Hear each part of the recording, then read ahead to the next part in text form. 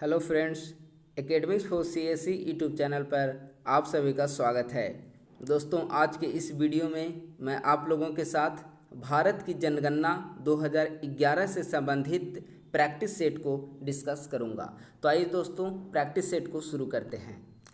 पहला प्रश्न है, भारत में जनगणना की शुरुआत कब हुई? विकल्प हैं का 1860, ख 1872, ग 1881, घ 1901। तो दोस्तों, भारत में जनगणना की शुरुआत कब हुई है? तो इसका राइट आंसर होगा ख, यानी कि 1872 में। उस समय भारत का जो वायसराय थे वह लॉर्ड मेयो थे, यानी कि लॉर्ड मेयो के कार्यकाल में भारत में जनगणना की शुरुआत हुई, वह 1872 ईस्वी में हुई थी। इसी से संबंधित एक और महत्वपूर्ण प्रश्न है कि भारत में जनगणना की शुरुआत 1872 ईस्वी में तो हो गई थी, लेकिन नियमित रूप से जनगणना की शुरुआत कब हुई? अगर प्रश्न आएगा कि नियमित जनगणना की शुरुआत कब हुई, तो इसका आंसर होगा 1881 ईस्वी में। लेकिन यहाँ प्रश्न है कि पहली बार जनगणना की शुरुआत कब हुई, तो इसका आंसर होगा 1872 लॉर्ड मेयो के कार्यकाल में, यानी कि बी। अगला प्रश्न है, आधुनिक विश्व में सर्वप्रथम व्यवस्थित जनगणना कराने का श्रेय किस देश को जाता है? यानी कि आधुनिक विश्व में सर्वप्रथम किस देश ने व्यवस्थित जनगणना की शुरुआत की? विकल्प हैं का स्वीडन, ख अमेरिका, ग ब्रिटेन, घ फ्रांस। तो दोस्तों, इसका आंसर होगा स्वीडन। स्वीडन ने 1749 ईस्वी में व्यवस्थित जनगणना की शुरुआत की, यानी कि सर्वप्रथम जो जनगणना हुई थी वह स्वीडन में हुई थी। कब हुई थी? तो 1749 ईस्वी, यानी कि इसका आंसर हो जाएगा का। अगला प्रश्न है, भारतीय जनांकीय इतिहास का महाविभाजक वर्ष कब माना जाता है? दोस्तों, यह 63rd बीपीएससी प्रीलिम्स में पूछा हुआ प्रश्न है, और इसके बाद यह प्रश्न बहुत ही महत्वपूर्ण है प्रीलिम्स के लिए स्पेशली।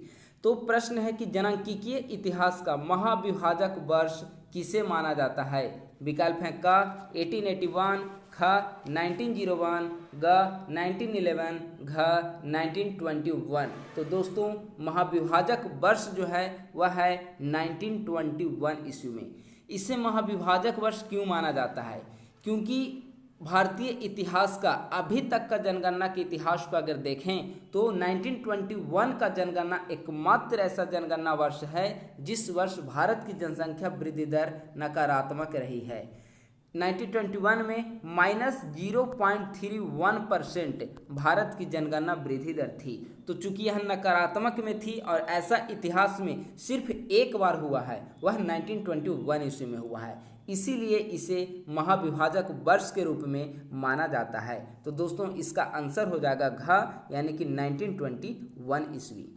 अगला प्रश्न है, भारत का न्यूनतम जनसंख्या वाला राज्य कौन है? विकल्प है का मिजोरम, ख महाराष्ट्र, ग सिक्किम, घ नागालैंड। तो दोस्तों, न्यूनतम जनसंख्या वाले जो राज्य हैं वह है सिक्किम।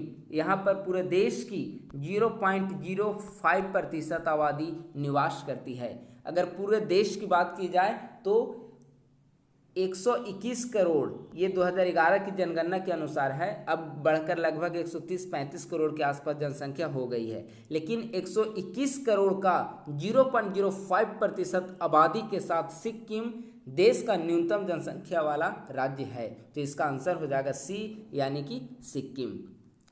दोस्तों, अगला प्रश्न है, वर्ष 2011 की जनगणना के अनुसार भारत का जनसंख्या घनत्व कितनी है? विकल्प हैं का 325, ख 365, ग 372, घ 382। तो दोस्तों, भारत का जो जनसंख्या घनत्व है वह देखिए 2001 के जनगणना के अनुसार भारत का जनसंख्या घनत्व 325 था, लेकिन 2011 के अनुसार जनसंख्या घनत्व बढ़कर 382 हो गई है। तो प्रश्न है यहाँ की जनसंख्या घनत्व 2011 की जनगणना के अनुसार, तो इसका आंसर हो जाएगा 382, यानी कि घ। अगर जनसंख्या घनत्व की दृष्टि से देखा जाए तो इसमें लगभग 60 की वृद्धि हुई है, लगभग 58 की वृद्धि हुई है। अब 58 नहीं, 57-58 की वृद्धि हुई है। तो 2001 की जनगणना 325 थी और 2011 की जनगणना के अनुसार 382 हो गई है जनसंख्या घनत्व। तो इसका आंसर हो जाएगा दोस्तों घ। अगला प्रश्न है सर्वाधिक जनसंख्या घनत्व वाला राज्य कौन सा है? विकल्प है का बिहार, ख बंगाल, ग उत्तर प्रदेश, घ केरला। तो दोस्तों सर्वाधिक जनसंख्या घनत्व वाला जो राज्य है वह है बिहार। बिहार में 1106 इतनी जनसंख्या प्रति वर्ग किलोमीटर में निवास करती है।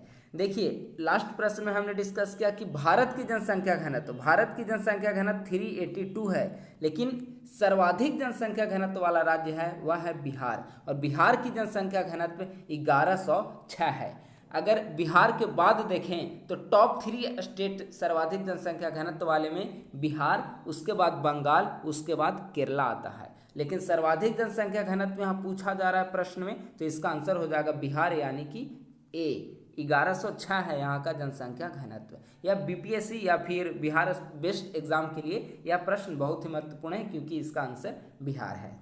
अगला प्रश्न है दोस्तों न्यूनतम जनसंख्या घनत्व वाला राज्य कौन सा है? विकल्प है का बिहार, ख नई दिल्ली, ग सिक्किम, घ अरुणाचल प्रदेश। दोस्तों न्यूनतम जनसंख्या घनत्व वाला राज्य, तो न्यूनतम जनसंख्या घनत्व जो है वह अरुणाचल प्रदेश में है। अरुणाचल प्रदेश में प्रति वर्ग किलोमीटर 17 जनसंख्या निवास करती है। और देखिए सर्वाधिक जनसंख्या घनत्व में बिहार था, बिहार जहाँ की 1106 जनसंख्या प्रति वर्ग किलोमीटर में निवास करती है, और सबसे कम जनसंख्या घनत्व वाला राज्य है वह अरुणाचल प्रदेश है, जहाँ की 17 जनसंख्या प्रति वर्ग किलोमीटर में निवास करती है। तो आप यहाँ से डिफरेंस को आप देख सकते हैं। तो सर्वाधिक जनसंख्या घनत्व वाला राज्य बिहार होगा और न्यूनतम जनसंख्या घनत्व वाला राज्य होगा अरुणाचल प्रदेश। आपको इसे ध्यान रखना है। अगला प्रश्न है जनगणना 2011 के अनुसार भारत का लिंगानुपात कितनी है? का 927, ख 933, ग 943, घ 950। दोस्तों जनगणना 2011 के अनुसार भारत का लिंगानुपात, देखिए यहाँ पे दो फैक्ट्स इससे निकलेंगे। अगर 2001 की जनगणना की बात करें तो भारत का लिंगानुपात 933 था, लेकिन अगर जनगणना 2011 की बात करें तो यह लिंगानुपात बढ़कर 943 हो गया है। तो यहाँ प्रश्न है कि 2011 के अनुसार भारत का लिंगानुपात कितना है? तो दोस्तों इसका आंसर हो जाएगा सी, यानी कि 943। अगला प्रश्न है सर्वाधिक लिंगानुपात वाला राज्य कौन सा है? विकल्प है क आंध्र प्रदेश, ख तमिलनाडु, ग बंगाल, घ केरला। तो दोस्तों सर्वाधिक लिंगानुपात वाला राज्य, तो इसका आंसर हो जाएगा घ, यानी कि केरला। केरल का जो लिंगानुपात है वह 1084 है। लिंगानुपात का मतलब होता है प्रति 1000 लड़कों की जनसंख्या पर लड़कियों की कितनी जनसंख्या होगी वही लिंगानुपात कहलाएगी। तो सर्वाधिक लिंगानुपात जो है वह केरल का है, जहाँ पे 1084 लिंगानुपात है। इसका मतलब हुआ कि 1000 लड़कों की जनसंख्या पर 1084 लड़कियां केरल में निवास करती है। ये केरल जो है, यानी कि यहाँ पर लड़कियों की संख्या लड़कों की तुलना में अधिक है। केरल एकमात्र ऐसा भारत का राज्य है, भारत का एकमात्र ऐसा राज्य है केरल, जहाँ का लिंगानुपात में लड़कियों की संख्या अधिक है। या इसे दूसरों शब्दों में कहें कि जहाँ पर सकारात्मक लिंगानुपात है, लड़कों की संख्या में लड़कियों की संख्या अधिक है, वह केरल एकमात्र ऐसा राज्य है। और यहाँ का लिंगानुपात 1084 है। तो आपको इसे ध्यान रखना है, ये एक डिफरेंट प्रश्न है और महत्वपूर्ण प्रश्न है। अगला प्रश्न है न्यूनतम लिंगानुपात वाला राज्य कौन सा है? विकल्प है क बिहार, ख हरियाणा, ग सिक्किम, घ मध्य प्रदेश। दोस्तों न्यूनतम लिंगानुपात वाला राज्य, जो सबसे कम लिंगानुपात है, यानी कि जहां पर लड़कों की तुलना में लड़कियों की जनसंख्या सबसे कम है, वह राज्य कौन सा है? तो दोस्तों इसका आंसर हो जाएगा ख, यानी कि हरियाणा। हरियाणा की जो लिंगानुपात है वह 879 है, 879, यानी कि यहाँ पर 1000 लड़कों की तुलना में, अगर 1000 लड़के यहाँ पर रहते हैं तो 1000 लड़कों की तुलना में सिर्फ 829 गर्ल्स यहाँ पर निवास करती है, या यहाँ की पॉपुलेशन है। तो न्यूनतम लिंगानुपात वाला राज्य है वह है हरियाणा। तो इसका आंसर हो जाएगा बी।